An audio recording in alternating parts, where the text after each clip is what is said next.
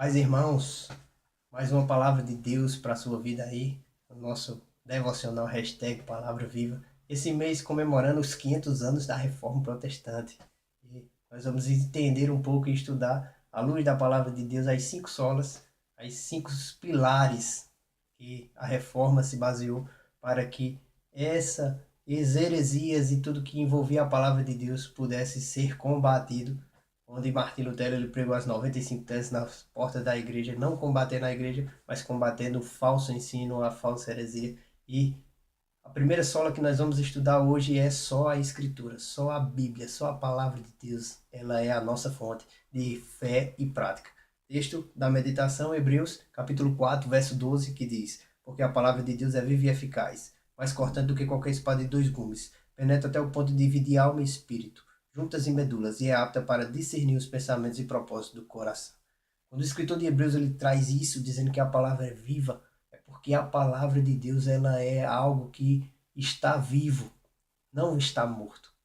Ao passar do tempo, a palavra de Deus ela não vai morrendo, não vai caindo na antiguidade, mas ela sempre se renova a cada dia, sempre está viva, está em movimento, está se adaptando às situações. E a palavra de Deus ela é única, ela não muda. Algo que os reformadores brigaram, algo que os reformadores protestaram na época foi a questão de trazer a palavra de Deus algo que venha para ser a sua conveniência. Fazer com que a interpretação do texto da palavra de Deus possa ser conveniente a você. Tiravam algo que, não, isso aqui já passou, isso aqui é antigo, e deixavam de lado verdades da palavra de Deus para se adaptar a algo que lhe convinha. E aí é o maior erro, a maior heresia quando nós vemos a palavra de Deus. A palavra de Deus ela é um todo. Toda a Bíblia de Gênesis e Apocalipse, ela fala aquilo que Deus tem para o homem. É o manual da nossa vida. É algo que se amolda à nossa vida, é algo que nos transforma, é algo que vem a ser aquilo que Deus, a voz de Deus na nossa vida.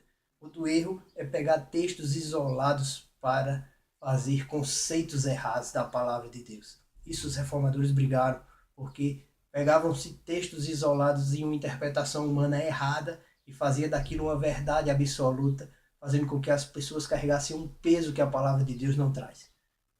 Conhecereis a verdade, e a verdade vos libertará.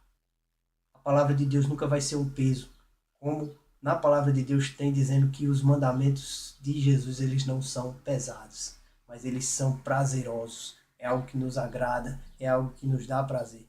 Obedecer a palavra de Deus, conhecer a palavra de Deus é algo que nós devemos fazer, porque os reformadores eles brigaram por isso, de interpretar a Bíblia para todas as línguas, para que não o conhecimento não possa ser isolado de algumas pessoas e essas pessoas manipularem as outras, mas para que todos possam ter o conhecimento verdadeiro daquilo que Deus tem para cada um de vocês. E Oséias 4, 6, ele diz: meu povo está sendo destruído porque lhe falta o conhecimento. Quando nós não temos o conhecimento da palavra de Deus, é como se nós não tivéssemos a direção, a voz de Deus falando com a nossa vida. E por não ter a direção de Deus, nós agimos por conta própria e fazemos besteira. Nós temos que viver só da Escritura, só da palavra de Deus.